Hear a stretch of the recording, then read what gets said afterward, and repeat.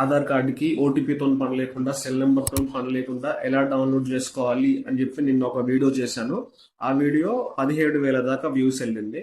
కానీ కింద కామెంట్ చేస్తున్నారు, బ్రదర్ మీరు చెప్పింది ఫేక్ అది ఇదని కామెంట్ చేస్తున్నారు. బ్రదర్, ఫస్ట్ నేను చెప్పిన ప్రాసెస్ ని సరిగ్గా ఫాలో అవ్వండి. కావాలంటే మళ్ళీ చెప్తాను. ఫస్ట్ ప్లే స్టోర్ లో ఆధార్ అనే యాప్ ఉంటుంది. యాప్ డౌన్లోడ్ చేసినాక మీ ఆధార్ నెంబర్ అడుగుతుంది. ఆధార్ నెంబర్ ఇచ్చినాక మీ సెల్లో ఉన్న నెంబర్ కి యాక్సెస్ తీసుకుంటది. అంటే మీ ఆధార్ కి ఉన్న లింక్ ఉన్నది కాదు, మీ సెల్లో ఏ సిమ్ ఉందో దాని యాక్సెస్ తీసుకుంటది. దాని తర్వాత ఆధార్ యాప్ లో మీ ఫేస్ అనేది స్కాన్ చేస్తుంది. మీ ఫేస్ వన్స్ స్కాన్ చేసినాక మీ ఆధార్ లాగిన్ అవుతుంది.